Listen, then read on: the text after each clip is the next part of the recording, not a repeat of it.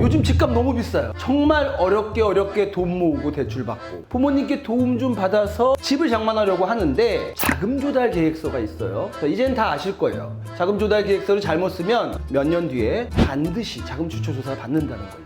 그래서 오늘은 자금 추초 조사의 모든 것과 조사 안 받는 방법을 여러분에게만 알려드리려고 합니다.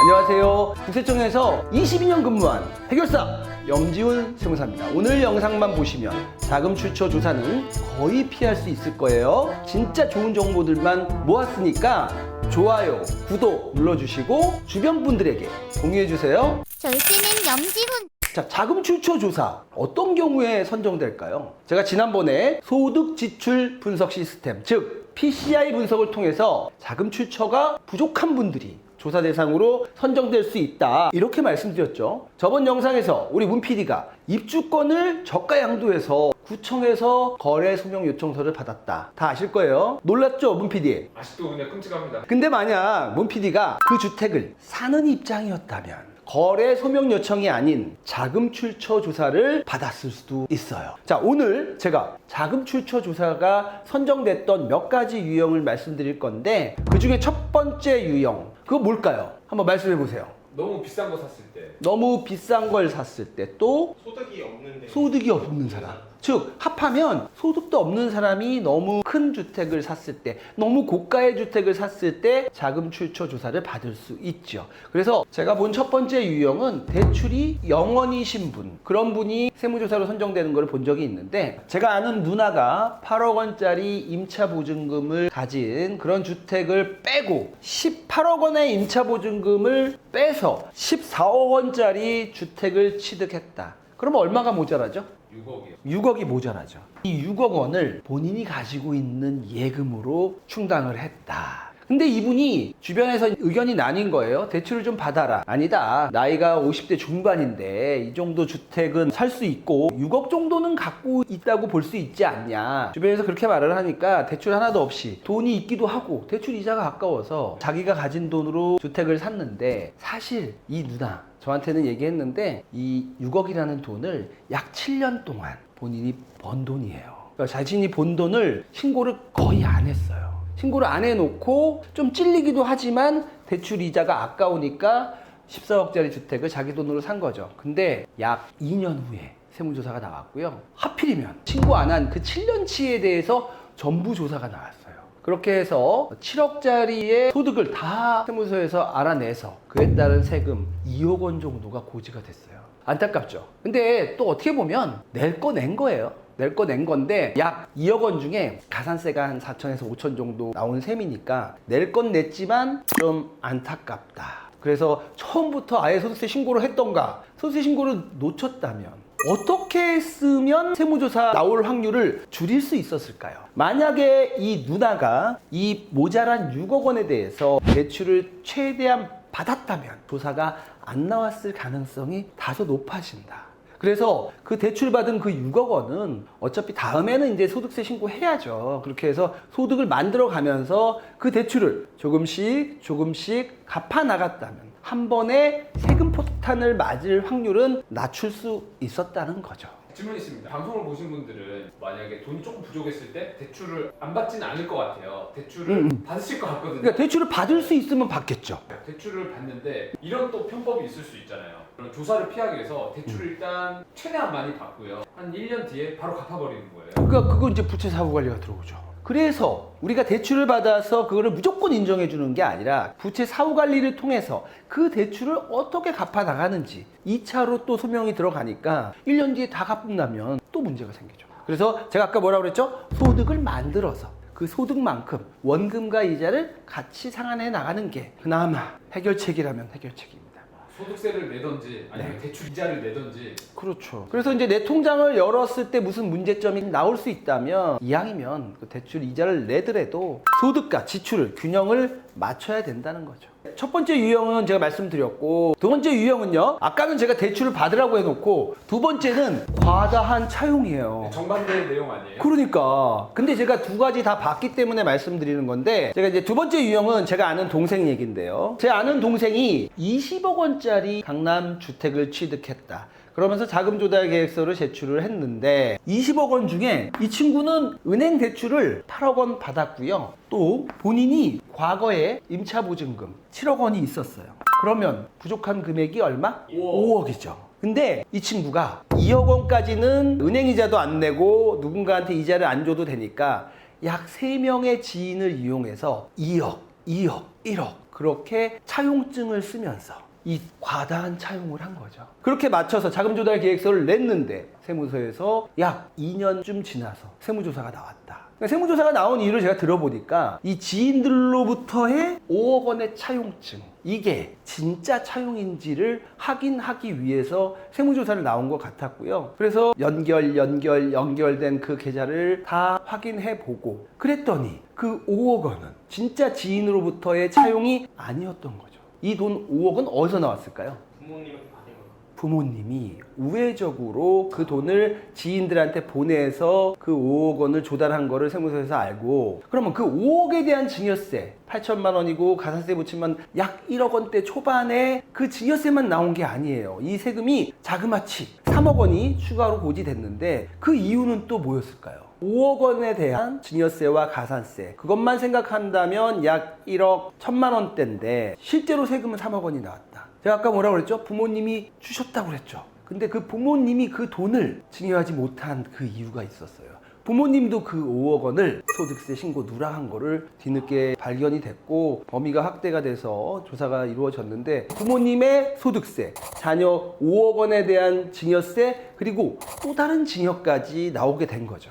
그렇게 해서 도합 3억 원가량의 세금 폭탄으로 이어졌어요. 자, 이런 건 어떻게 해결해야 될까요? 정당하게 소득 신고를 해야 된다. 그렇죠. 제가 이거 영상 보시는 분들 보면 이런 걸 왜 솔루션 주냐 이러신 분들 많을 거예요. 제가 이런 걸 말씀드리면서 편법을 알려드리는 게 아니고, 맞아요. 소득세 신고하고 증여세 신고하고, 물론 이걸 또 이중과세라고 말씀하시는 분들 있겠지만 어쩔 수 없죠. 왜냐하면 세법이 그러니까. 법은 법이니까 따라야 되죠. 근데 만약에 이번에도 솔루션을 좀 드리자면, 제가 아는 그 동생이 5억 원을 지인 차용으로 하지 않고, 부모님도 예전에는 신고된 소득이 있을 거 아니에요. 물론 누락한 게 연결돼서 문제점은 됐지만 차라리 정상적으로 부모님이 갖고 있었던 그 5억 원을 증여로 정당하게 줬다면 약 8천만 원 정도의 세금이 나오고 끝났을 거다. 물론 8천도 큰 돈이지만 결국 이거 아끼려고 그런 거예요. 그 동생 내가 물어봤더니 8천만 원도 아까웠대. 그런데 그 결과는 그 세금의 4배 3억 원 정도 세금을 내게 된 거죠.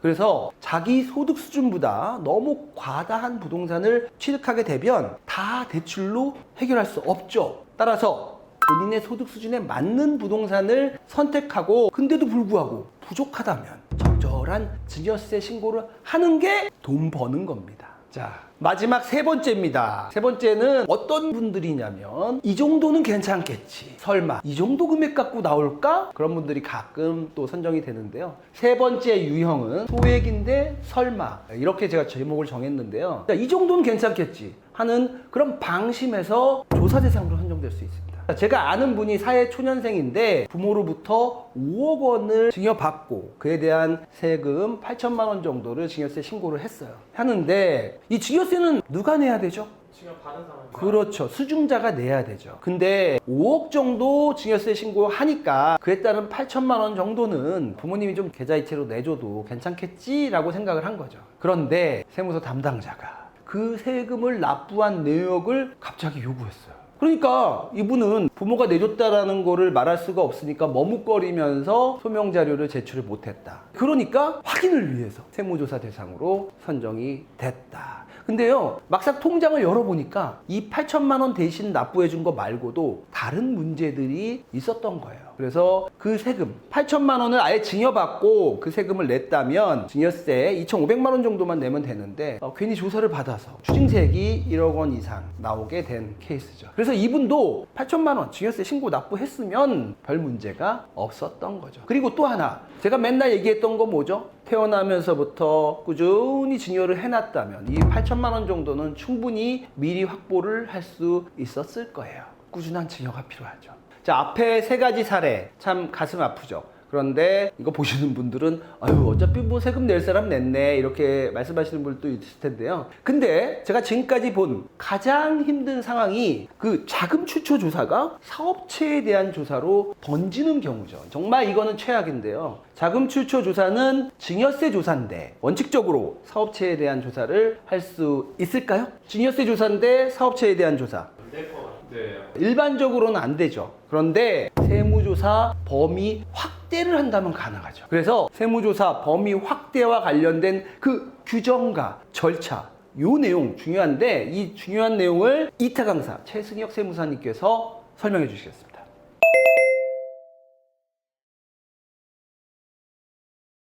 안녕하세요. 이타 강사 최승혁 세무사입니다. 본인에 대한 자금 출처 조사도 굉장히 힘든데 본인뿐만 아니라 본인의 배우자나 뭐 아들, 딸, 부모님들이 또 나 때문에 조사가 이렇게 번져가지고 받으면 더 힘들 것 같아요. 그래서 자금 출처 조사의 경우 증여받은 사람 외에도 증여한 혐의가 있는 배우자나 뭐 직계 좀비속도 조사 대상으로 선정이 될 수 있는데 그 규정을 제가 한번 가지고 와봤거든요. 지금 화면에 띄워드릴 건데요. 상속세 및 증여세 사무처리 규정 제41조입니다. 이 항을 보시면 조사 대상자의 배우자나 직계 존속, 직계 비속으로부터 증여받은 혐의가 있는 경우에는 배우자 또는 직계 존비속을 조사 대상자로 선정할 수 있다는 이런 규정이 있어요. 그래서 실제로도 이런 경우들을 저희도 봐왔기 때문에 조심하셔야 될 것 같고요. 이 외에도 소득세, 법인세 등 다른 세목에 대한 세무조사로 번지거나 조사 대상 연도가 늘어나면 너무 힘들 것 같은데요. 법령상 다음의 경우에는 세무조사의 세목과 과세기간을 확대할 수 있습니다. 그 대표적인 경우가 구체적인 세금 탈루 혐의가 여러 과세기간 또는 다른 세목까지 관련되는 경우로 확인되는 경우인데요. 그런 사례가 어떤 게 있을까요? 횡령이요. 그렇죠. 그런 것처럼 통장에 꾸준하게 입금된 금액이 수입금액 누락으로 이제 보이는 경우입니다. 진짜 횡령 맞긴 맞네요. 그렇죠. 법인 같은 경우는 진짜 그런 경우가 보인다면 이제 세무조사의 범위나 기간을 확대할 수 있게 되는 겁니다. 이런 경우라고 하더라도 무조건 범위를 확대할 수는 없고요. 어떤 규정과 절차를 거쳐서 이제 범위를 확대해야 되는데요. 한번 소개를 드리면 납세자 보호위원회라는 게 있어요. 승인을 받아야 되고 그 내용을 납세자에게 통지를 해야 됩니다. 그리고 국세공무원도 위원회에 참여를 해가지고 조사 범위 확대의 사유를 설명을 하고 또 무조건 확대되는 건 아니고 구체적인 세금 탈루 혐의가 인정이 돼야지만 확대될 수 있습니다. 조사를 확대하는 절차가 굉장히 복잡하네요. 그렇죠. 조사 확대라는 게 또 구체적인 그런 입증이 될 만한 그런 사유가 있어야 확대가 되는 거니까 세무 공무원이 임의적으로 확대하거나 그럴 수는 없잖아요. 그래서 어떤 절차를 잘 거쳐서 해야 되는 그런 내용입니다. 그 다음에 범위 확대가 안 되는 게 가장 좋은데 범위 확대가 안 되는 것보다 더 좋은 것은 무엇보다도 자금 출처 조사 대상에 선정되지 않는 것입니다. 우리 염세무사님이 앞에서 설명해 주셨던 대로 그 세 가지 유형이 있었잖아요. 그 솔루션 꼭 기억하셔가지고 자기 상황에 맞게 자금 출처 조사를 먼저 피하는 게 가장 상책일 듯 싶어요. 자금 출처 조사 대상으로 만약에 선정이 된다면 범위 확대까지 안 가도록 신경 쓰셔가지고 하셔야 될 것 같습니다.